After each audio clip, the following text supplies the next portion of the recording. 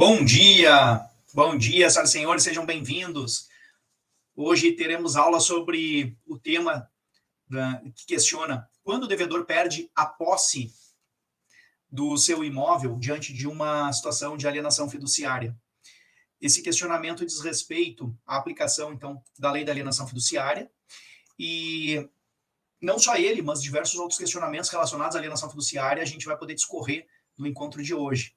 Então, e a pergunta é: quando o devedor perde a posse do imóvel na alienação fiduciária? Bacana, pessoal? Vocês sabem que a legislação da alienação fiduciária é uma das mais, digamos assim, protetivas do crédito, do credor, daquele que forneceu o crédito e tem o imóvel por garantia, certo?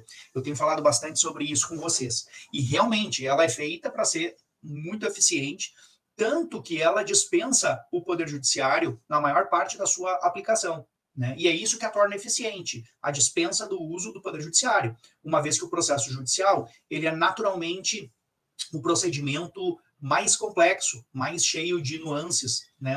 Com maior rigor de procedimentos, de devido processo legal que nós temos.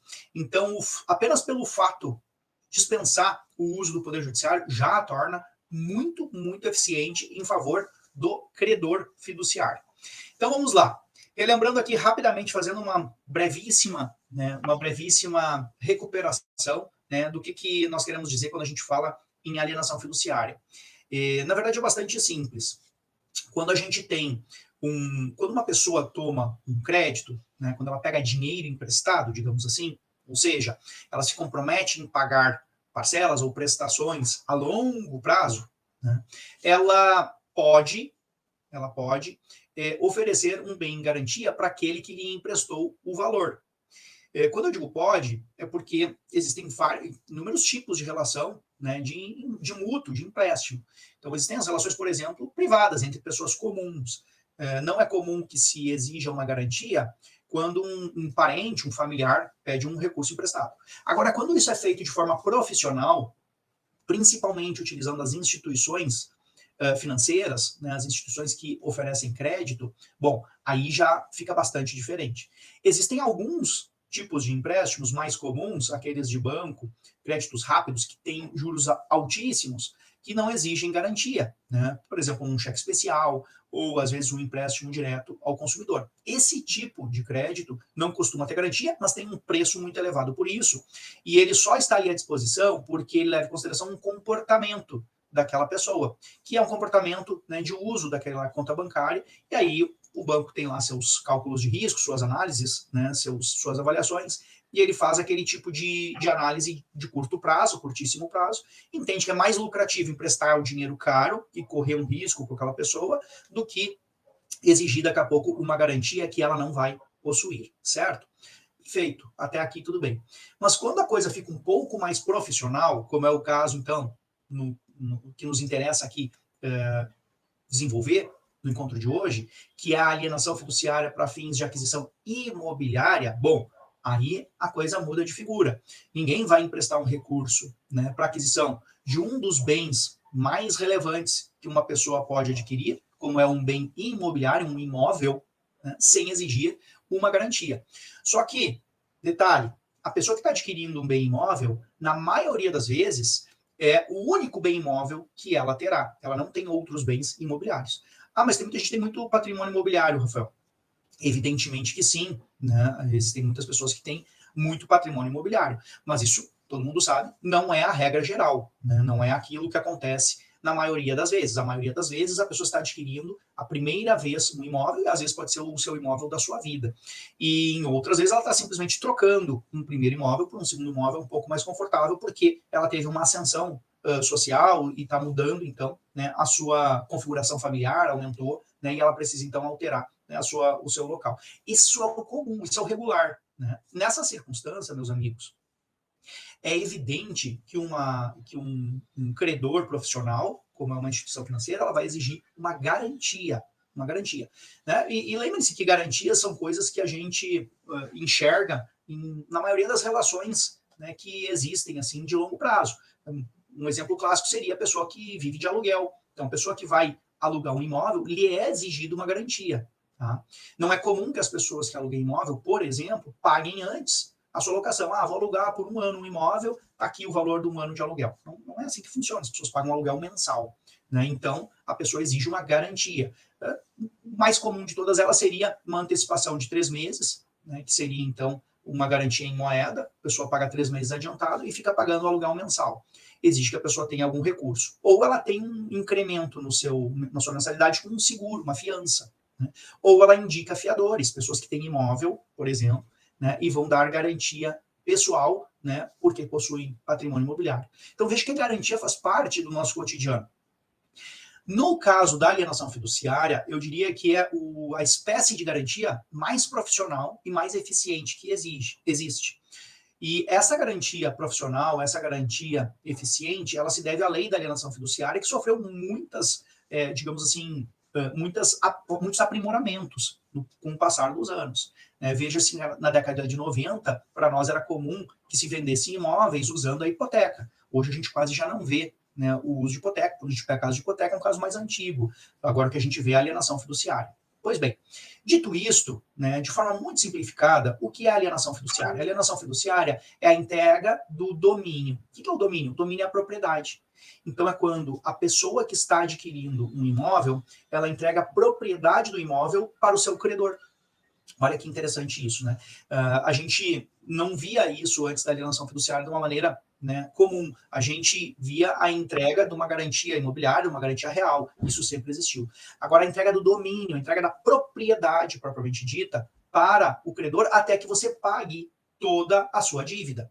Né? Então, você entrega a propriedade. E o que fica com o devedor? A posse. Por isso que se vê muitas pessoas dizendo o seguinte: quando um devedor fiduciário, né, uma pessoa que pegou o empréstimo e não conseguiu pagar, ela perde o imóvel, tem gente que faz a seguinte afirmação, né, é a perda daquilo que nunca foi seu. Né? Por que a pessoa diz isso? Ah, você perdeu aquilo que nunca foi seu.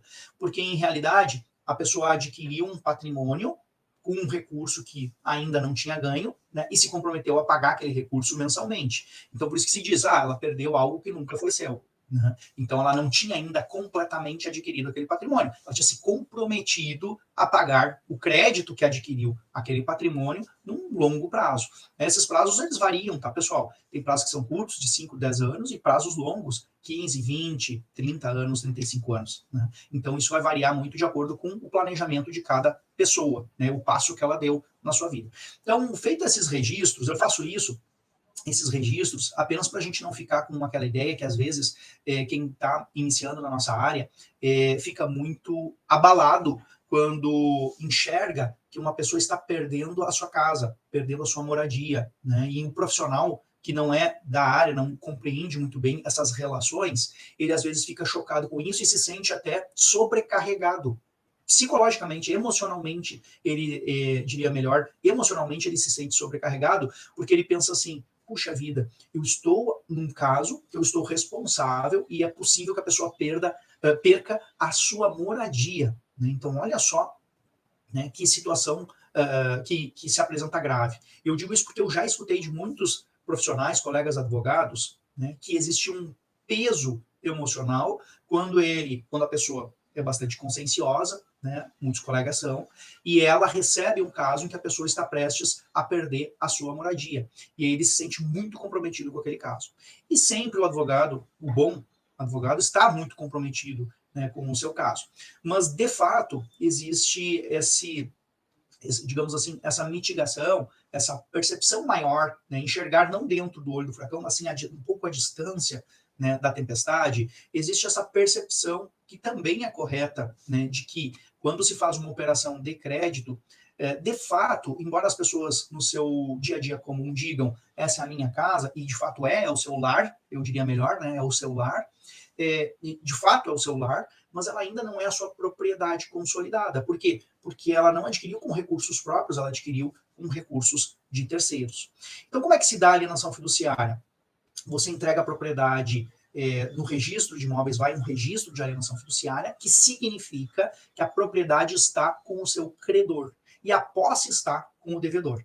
Por que ela é tão eficiente? Porque basta o credor comunicar que não estão sendo feitos os pagamentos e ele dá início por requerimento administrativo, sem ação judicial, sem precisar de ação judicial, um simples requerimento administrativo no registro de imóveis, o credor solicita o início dos procedimentos de consolidação da propriedade. Esse é o termo, consolidação da propriedade. Por quê? Porque se não for purgada a mora, outro termo específico, né, para essa legislação, ou seja, se não for colocado em dia, purgar a mora significa colocar em dia, se não for colocado em dia aqueles pagamentos, em até 15 dias, se consolidará a propriedade em favor do credor. Esta é a questão. Como é que é esse procedimento, Rafael? Se encaminha via o registro de imóveis uma intimação pessoal para o devedor, comunicando a ele: você está em atraso, existe uma alienação fiduciária, você tem 15 dias para colocar em dia, para purgar a mora, né, que é como se a expressão legal é essa, para purgar a mora, ou seja, para colocar em dia a sua dívida, sob pena de consolidação da propriedade em favor do credor, no caso aqui um banco. Bom, a partir do término desse prazo, e aqui já inicia uma informação importante para quem orienta as pessoas nesse tipo de caso, que esse caso às vezes é uma corrida contra o tempo, né, pessoal? Então, passados esses 15 dias, se inicia um outro prazo que também está previsto na legislação, que é o prazo de averbação da consolidação da propriedade no registro de imóveis. E aí a lei diz que existe que em 30 dias haverá essa averbação. Então, do término dos 15, tá? Vou repetir. Então, se intima a pessoa para purgar a mora, para colocar em dia a sua dívida em até 15 dias. Passado esse período, inicia um outro prazo de 30 dias. Em 30 dias, será averbada a consolidação da propriedade na matrícula do imóvel, ou seja, no registro de imóveis, certo? Pois bem, uma coisa que é importante que se saiba, né? Até a averbação da consolidação da propriedade, seria possível para o devedor fazer a quitação da sua dívida e ficar com o imóvel. Não estou dizendo que isso é fácil, né? Não estou dizendo que isso é fácil. Apenas estou relembrando os colegas que muitas vezes a gente pensa que o prazo é apenas aquele de 15 dias, mas nós temos ainda esse prazo excedente, né, de que até o registro, ou seja, a averbação da consolidação da propriedade, nós teremos ainda a possibilidade de pagamento, né, desse valor, certo? Claro, somados aí as taxas e despesas que, conforme previsto na lei, né, que ensejaram, então, este procedimento.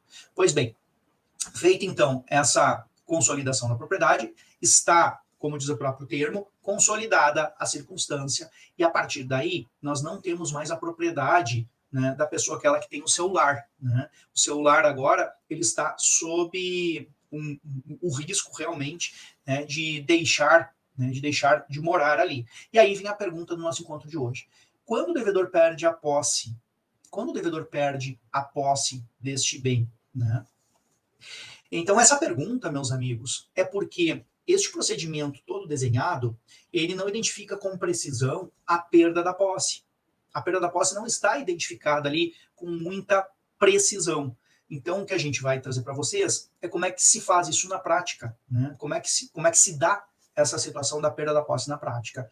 Porque, de fato, vocês imaginem o seguinte: uma família que está passando por uma situação dessas, ela está tensa, né, tentando descobrir alternativas para se adaptar à nova situação. Imagina, a família tem um lar e a partir dessa impossibilidade de cumprir com as suas obrigações, que pode ser decorrente de 1000 motivos, né, ela vai então perder o seu lar. A gente sabe que esses ajustes, né, tudo se dá na vida, tudo se resolve, certo? A gente sempre se adapta. Isso é uma coisa natural nossa do ser humano. Que bom, a gente sempre se adapta. Mas aquele momento ali é um momento muito tenso de adaptação. E aí vem a pressão sobre o advogado. Doutor, eu tenho que sair de dentro do imóvel? Né? Até que dia eu tenho que sair?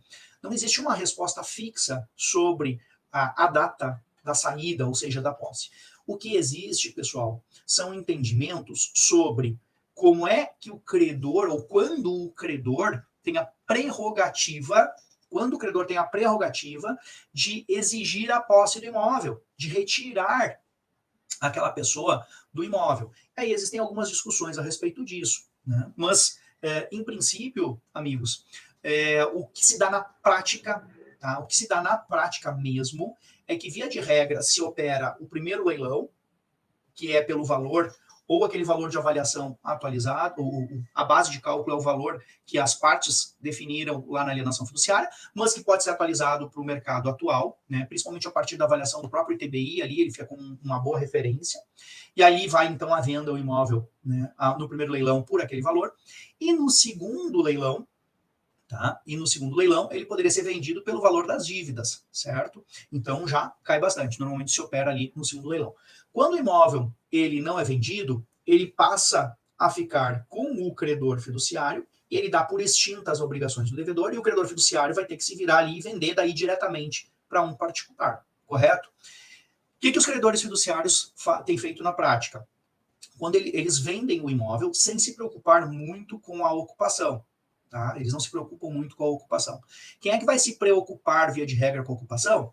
O comprador, o novo comprador. Então, a pessoa que às vezes procura esse tipo de leilão, né, para adquirir um imóvel com descontado, entre aspas, ou seja, um valor um pouco menor que o valor, via de regra, de mercado, ele vai para esse segundo leilão, ou ele vai e compra lá naqueles mercados, né, que as instituições financeiras fazem para vender esses estoques, por isso começa a ficar com um estoque imenso de imóveis. Então, essa pessoa vai lá e compra um imóvel. Então, é uma pessoa diferente daquela que financiou.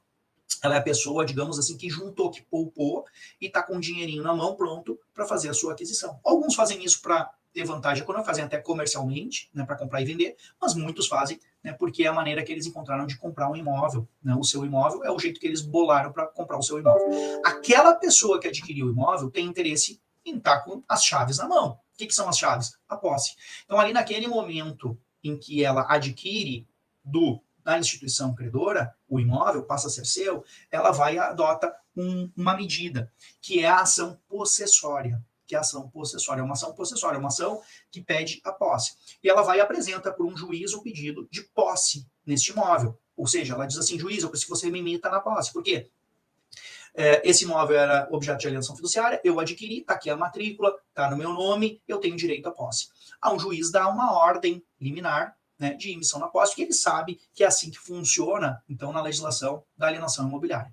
Isso é o que acontece de regra. Veja, pessoal, como a ideia aquela de 15 dias mais 30 para a pessoa sair do imóvel acaba não acontecendo na prática.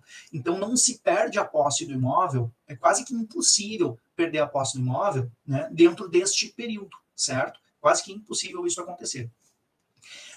Dados os desdobramentos. Então, às vezes, isso pode se prolongar até por um ano ou mais. Né? E isso acaba sendo, às vezes, interessante para o devedor, que está com dificuldade econômica e vai se mantendo ali na posse daquele imóvel. Não é uma situação confortável, não é uma situação de insegurança, evidentemente, mas é o que acontece na vida real. Né? E aí o acompanhamento desses desdobramentos, tanto na ação possessória, desde a parte da perda, da consolidação da propriedade, até o desdobramento da ação possessória, acaba sendo um trabalho que o advogado, né, também é chamado para atuar e vai dando lá os encaminhamentos e as orientações para o seu cliente. Né? Olha, está chegando perto, teve um desdobramento, o juiz ordenou a emissão na posse, você vai receber mandado de emissão, vamos sair antes, vamos ligar, vamos negociar a saída, tudo isso é possível. Né? Às vezes até o próprio credor envia uma notificaçãozinha, um convite, uma cartinha, dizendo, olha, amigo, me entrega a posse, eu não preciso entrar com ação possessória, etc e tal, eu sou o novo adquirente, tudo isso é possível de ser organizado e até tolerado, né? Às vezes se tolera e se negocia. Dá mais 90 dias, dá mais 180 dias, para que não haja necessidade de um confronto judicial. Veja que tudo no âmbito administrativo poderia ser resolvido, né, em termos de perda da posse. Tá? Dito isso, amigos, vamos agora para a parte fria, para a parte, então, da confusão, aquelas que deram problema, né?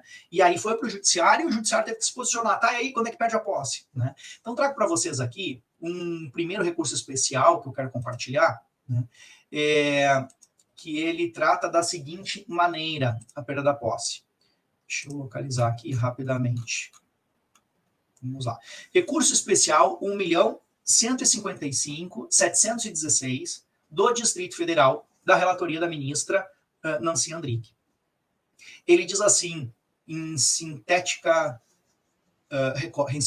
recortes da emenda. Consolidação do imóvel na propriedade do fiduciário. Leilão extrajudicial. Suspensão. Irregularidade na intimação. pretensão do credor a obter a reintegração da posse do imóvel anteriormente ao leilão disciplinado pelo artigo 27 da Lei 9.514 de 97. Possibilidade: interpretação sistemática da lei. Então, o que diz a ministra Nancy Andrighi? Os dispositivos da lei da alienação fiduciária, notadamente seus artigos 26, 27, 30 e 37A, comportam dupla interpretação. Perdão. Olha que interessante isso. Então, os dispositivos da Lei 9.514 de 97, a Lei da Alienação Fiduciária, notadamente seus artigos 26, 27, 30 e 37A, comportam dupla interpretação. É possível dizer, por um lado, que o direito do credor fiduciário à reintegração da posse do imóvel alienado decorre automaticamente da consolidação da sua propriedade sobre o bem, nas hipóteses de inadimplemento. Ou é possível afirmar que referido direito possessório somente nasce a partir da realização dos leilões, a que se refere o artigo 27 da mesma lei. A interpretação sistemática da lei exige que se busque não apenas em sua arquitetura interna, mas no sentido jurídico dos institutos que regula o modelo adequado para a sua aplicação. Se a posse do imóvel pelo devedor é derivada de um contrato firmado com o credor, a resolução do contrato, no qual ele se fundamenta, então quer dizer, o desfazimento desse contrato, né, torna ilegítima a posse, sendo possível qualificar como esbulho a sua permanência no imóvel. Então, o que ela conclui? A consolidação da propriedade do bem, em nome do credor fiduciante, confere-lhe o direito à posse do imóvel. Negá-lo implicaria autorizar que o devedor permaneça em um bem que não lhe pertence, sem pagamento de contraprestação, na medida que a lei estabelece no 37A o pagamento da taxa de ocupação só depois de realizados os leilões. Se os leilões são suspensos, como ocorreu no caso, tem uma lacuna legislativa que não poderia implicar ao credor fiduciante um prejuízo que não deu causa. Então, olha que interessante isso aqui, pessoal. Esse é um caso único. Ele vai contra o entendimento consolidado, tá?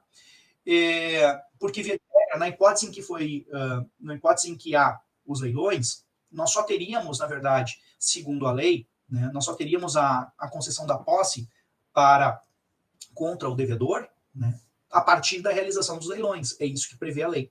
O que a ministra está dizendo aqui e serve de alerta para todos nós? Ela está dizendo o seguinte: ok, é assim que funciona. Agora imagina um caso em que está sendo discutida a intimação pessoal. A intimação pessoal, e com isso se frustra a realização de leilões por longuíssimo período.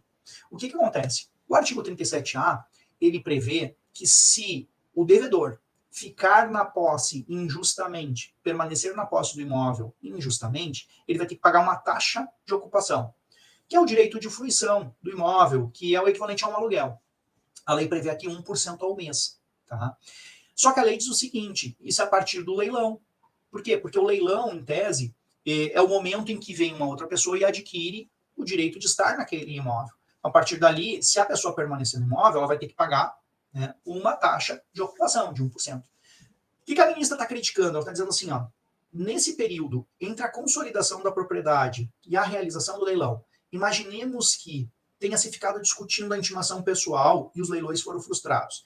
Imagina que ao invés ali daquilo ter levado, sei lá, 180 dias, como seria razoável, né, 6 meses, então que a pessoa está ali naquela situação, imagina que isso tenha levado 1 ano, ou 2 ou 3.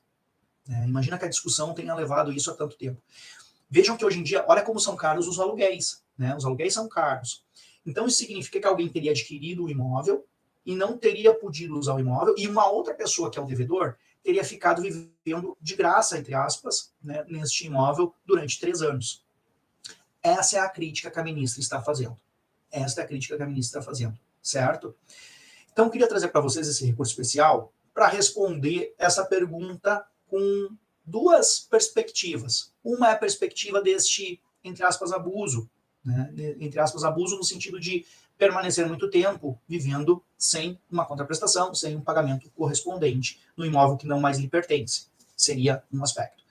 E o outro aspecto que eu queria trazer para vocês é que pela lei, seria depois do leilão, de efetivado, então, os leilões, é que nasceria o direito de reintegração de posse. Tá? Significa que com isso o STJ deixa, então, de aplicar a lei? Né? Não, de forma nenhuma. Isso é um caso em que foi verificado este abuso e uma lacuna muito grande. No mais das vezes, a aplicação da lei é normal. É normal. Ou seja, é a partir dos leilões. Tá? Então, a partir dos leilões, se efetivados os leilões, é que haveria, então, a perda da posse. Né? A perda da posse. Ou seja, nasceria a possibilidade da reintegração de posse, da ação possessória, que nem eu mencionei para vocês. Alguns erros que eu tenho visto algumas pessoas cometerem, né? Os adquirentes desses imóveis em leilão. Eu já vi pessoas entrando com ação reivindicatória para conquistar a posse do imóvel. Erro crasso. Erro crasso. Não há que se fazer ação reivindicatória, porque a ação reivindicatória é a que reivindica a propriedade. Só que a pessoa que adquiriu no leilão por meio da lei da alienação fiduciária, ela já tem a propriedade, já está lá na matrícula de imóveis. E se for ainda o garantidor, pior ainda, porque ele já estava com a propriedade no seu nome, né? E ainda assim, imagina entrar com a ação pedindo a propriedade. Seria ridículo, desculpa a expressão. Né? Então não é ação reivindicatória. A ação adequada é a possessória. Porque o que não se tem? Não se tem a posse, a propriedade já foi consolidada. Então, que é um primeiro aspecto. Segundo aspecto que eu alerto vocês, titularidade da ação, legitimidade. O primeiro legitimado a fazer a ação seria o próprio garantidor, quando se consolida a propriedade, né, em nome dele. Então seria o banco. O banco poderia fazer a possessória? Poderia. O que eu disse? Na prática, acaba não acontecendo isso. O comprador é que faz. Então, no primeiro momento, quem é o legitimado? O credor fiduciário, que consolidou a posse em seu nome. Num segundo momento, quem é que se transforma no legitimado? Quem adquiriu do credor. Né? Então, existem duas possibilidades aqui. Existe a possibilidade tanto do devedor sofrer a ação possessória por parte do credor fiduciário, que é o banco, quanto ele pode sofrer a ação possessória diretamente de quem comprou do banco, que daí é o novo proprietário, certo? Então, segundo aspecto aqui para destacar, legitimidade. Então, primeiro aspecto, tipo de ação correta, é a possessória e não a reivindicatória. Não há interesse processual na reivindicatória, ela será extinta por falta de interesse processual. Possessória é a ação correta. Segundo aspecto, legitimados, num primeiro momento o credor fiduciário, num segundo momento o adquirente. Imaginemos o seguinte, pessoal, assim, vou trazer para vocês aqui um outro aspecto importante. Podem ocorrer vários defeitos, tá? Vários defeitos aqui. No procedimento, não foi respeitado, ou alguma questão do contrato, né, com o banco pode ser revisado, o contrato foi abusivo. Muitas coisas podem acontecer nesse tipo de ação, nesse tipo de conflito, né? Então, muitas coisas podem acontecer, certo? Pois bem, o que a lei diz sobre isso? Para que seja protegida a segurança jurídica, né, a lei diz assim, ó, não importa o erro que teve, ou seja, se considera que erros são possíveis, né? Então, não importa o erro que aconteceu, não vai se prejudicar esta aquisição. Esta aquisição vai ser garantida. E o que vai acontecer? Vai se transformar em perdas e danos os erros que forem cometidos contra o devedor. Então, se ocorrer algum erro procedimental, alguma situação, né, que acabou prejudicando o direito do devedor, isso deve se transformar em perdas e danos. Exemplo, imagina lá que por um procedimento errado, né, do credor, junto com o registro de imóveis, ele tenha perdido, então, essa propriedade, ela foi consolidada, foi vendida para um terceiro, tudo certo, e só que ela foi vendida, por exemplo, o imóvel valia 500 mil, os bancos não estão nem aí, imagina que a dívida dele fosse 200, e ele acabou vendendo por 250, então ele teve um prejuízo de 150 mil. Aqui está perdas e danos bem específica, né? A lei diz que vai se transformar, então, esse tipo de pretensão, quando há um erro de encaminhamento, ele vai se transformar em perdas e danos, uma indenização contra o banco. Tá? Então, a terceira observação que eu queria fazer para vocês é essa. Ocorreu um erro, né, não se desfaz a consolidação da propriedade, porque é um ato jurídico perfeito, mas sim, pode-se buscar as perdas e danos. Com exceção da falta de intimação pessoal para purgação da mora. Olha só a situação. A falta da intimação pessoal para purgação da mora é muito grave, porque ela evitaria, inclusive, né, essa consolidação da propriedade, e aí seria nula a questão. Eu trago aqui para vocês um recurso especial que eu queria destacar em relação a isso, que diz o seguinte, tá aqui. Recurso especial, 1.531.144, advindo lá da Paraíba. Então, 1.531.144, né, da relatoria do ministro Moura Ribeiro. O que ele diz aqui? Ele destaca, inclusive, quando ele fala da alienação fiduciária, ele diz que ao fiduciante é dada a oportunidade de purgar a mora. Para tanto, deverá ser intimado pessoalmente, ou na pessoa de seu representante legal, ou procurador regularmente constituído. Ele está simplesmente repisando a lei. E aí ele diz assim, ó, a intimação sempre pessoal pode ser realizada de 3 maneiras. Primeira, por solicitação do oficial do registro de imóveis. Foi o que eu mencionei para vocês, né? O procedimento, o requerimento diante do registro de imóveis. Também pode ser feita por oficial do registro de títulos e documentos da comarca, da situação do imóvel ou do domicílio, né, do devedor, né, daquele que tem que receber, ou procurador, etc. Certo? Então, são 2 maneiras. Ou o registrador faz a intimação pessoal, ou o título de documentos. Os 2 são aceitos. Ou ainda pelo correio com aviso de recebimento. Tá? Então, essa é a interpretação que ele dá lá, o artigo 26, parágrafo 3º, né, da lei da alienação fiduciária. Existem métodos hoje em dia, Rafael, de intimação por hora certa, etc. E tal? Sim, existem. Tá lá na lei, mas eu não vou entrar nesse detalhe aqui. Aqui um alerta para os 2 lados, né? Então, tanto do devedor quanto do credor. A importância da comunicação. Não havendo a comunicação, é a única hipótese que ensejaria a nulidade. A nulidade da consolidação da propriedade. Porque a comunicação, ela abriria a oportunidade de impedir a consolidação da propriedade. Por isso que ela é tão importante assim. Tá? Então, seguem então. Com isso, pessoal, nós fechamos aqui as informações mais relevantes, né, para trazer para vocês. É claro que a lei tenta proteger a consolidação da propriedade, porque a gente vai acabar envolvendo terceiros, né, pessoas que confiaram no Poder Judiciário e compraram o imóvel. Mas existe esse risco, sim, né, de vir depois à tona uma circunstância de uma ação anulatória que anule a consolidação da propriedade, gerando aqui um grave prejuízo, né, inclusive para aquele que adquiriu o imóvel em leilão. Então, leilões são ainda que protegidos hoje em dia, bastante protegidos pela lei, são ambientes de risco, né, na aquisição imobiliária. Tá? Eu, na minha humilde opinião, né, eu tentaria salvar o máximo possível se eu tivesse diante de uma situação em que, imagina que o imóvel já foi vendido por um outro adquirente, né, que adquiriu do banco, por exemplo. Então, quer dizer, já teve transferências em sucessão na matrícula do imóvel.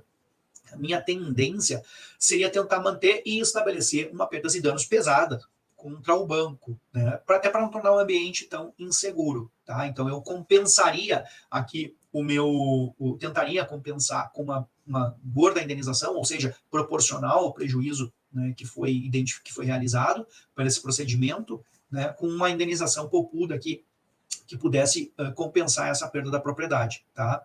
Mas existe farto entendimento aqui na jurisprudência, né, de que a ausência da comunicação geraria sim a perda a anulação, né, da consolidação da propriedade. Olha que grave isso, né, em termos de ambiente de mercado imobiliário. Bacana, pessoal? Tá aí, então, pessoal. O que vocês acharam do tema de hoje? Curtiram o tema de hoje? Gostaram do tema de hoje? Né? Mandem aí as sugestões de vocês, né, que ajuda bastante eu saber o que vocês estão precisando de contribuição aí, que eu possa contribuir com o dia a dia da advocacia de vocês.